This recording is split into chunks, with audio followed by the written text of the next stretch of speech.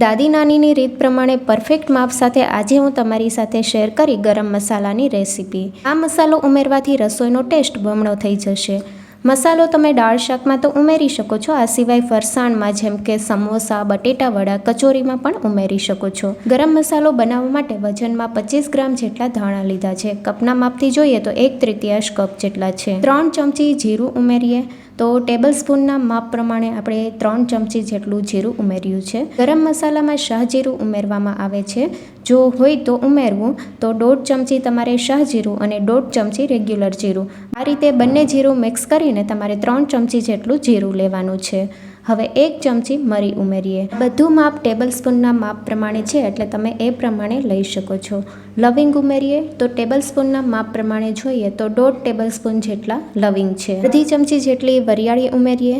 મસાલામાં આપણે વરિયાળી બહુ વધારે માત્રામાં નથી ઉમેરવાની, અડધી ચમચી જેટલી જ ઉમેરવાની છે। ટેબલ સ્પૂનના માપ પ્રમાણે 1.5 ટેબલ સ્પૂન જેટલી લીલી એલચી ઉમેરીએ। આશરે 30 નંગ જેટલી એલચી છે, સાથે આપણે મોટી એલચી આવે એ ઉમેરવાની છે, તો 4 નંગ મોટી એલચી છે। 2 મોટી સ્ટીક તજની લીધી છે, જેને સિનેમન સ્ટીક પણ કહેવાય છે। તજના ટુકડા આપણે કરી લઈશું, તો આ રીતે આપણે 7 થી 8 ગ્રામ જેટલા તજ ઉમેર્યા છે। જાવેત્રી ઉમેરીએ તો 2 ટુકડા જેટલા જાવેત્રીના ઉમેર્યા છે। હવે સૂકા મરચાં ઉમેરીએ। સૂકા મરચાં મેં આ રીતે બહુ તીખા પણ નહીં અને એકદમ મોળા પણ નહીં એ રીતના લીધા છે, ડીટીયાનો ભાગ કાઢી લઈશું। અહીંયા જો તમારે કાશ્મીરી લાલ મરચું ઉમેરવું હોય તો એ પણ ઉમેરી શકો છો। સૂકા મરચાંનો ઉપયોગ કરવો, તેનાથી ગરમ મસાલાનો કલર પણ સરસ આવે છે। તો 4 નંગ જેટલા સૂકા લાલ મરચાં લીધા છે, તેના આ રીતે પીસ કરી લઈશું। અહીંયા આપણે જે કંઈ મસાલા ઉમેર્યા એ બધા મસાલા ફ્રેશ લેવાના છે, જેથી ગરમ મસાલાનો ટેસ્ટ અને સુગંધ એકદમ સરસ આવે। 5 થી 6 નંગ જેટલા તમાલપત્ર ઉમેરીએ। તમાલપત્રના આ રીતે ટુકડા કરી લઈશું, જેથી મસાલાને આપણે જ્યારે શેકીએ ત્યારે મસાલા બરાબર શેકાય અને મિક્સ કરતાં પણ બરાબર ફાવે। 1 નંગ ચક્રફૂલ એટલે કે બાદિયા ઉમેરીએ, સાથે 1 નંગ જાયફળ ઉમેરીએ, સાથે 1 ગ્રામ જેટલું દગડ ફૂલ ઉમેરીએ। તો અહીંયા આપણે એક પણ વસ્તુ સ્કીપ નથી કરવાની, આ બધા મસાલા જે રીતે માપ આપ્યું છે એ રીતે ઉમેરવાના છે। સૌથી ઇમ્પોર્ટન્ટ, બધા મસાલાને બેલેન્સ કરે અને એક બેઝ દે એના માટે આપણે 1 ટેબલ સ્પૂન ખસખસ ઉમેરીએ, તો ખસખસ તમારે સ્કીપ નથી કરવાના, જરૂરથી ઉમેરવાના છે। મસાલાને નટી ફ્લેવર આપવા માટે અડધી ચમચી સફેદ તલ ઉમેરીએ। બધા મસાલા બરાબર મિક્સ કરી લઈએ। અહીંયા તમારે એ વાતનું ખાસ ધ્યાન રાખવાનું છે કે એક પણ મસાલો સ્કીપ નથી કરવાનો અને મસાલાનું પ્રમાણ પણ આ રીતનું રાખવાનું છે। બધા મસાલા આપણે મિક્સ કરી લીધા છે।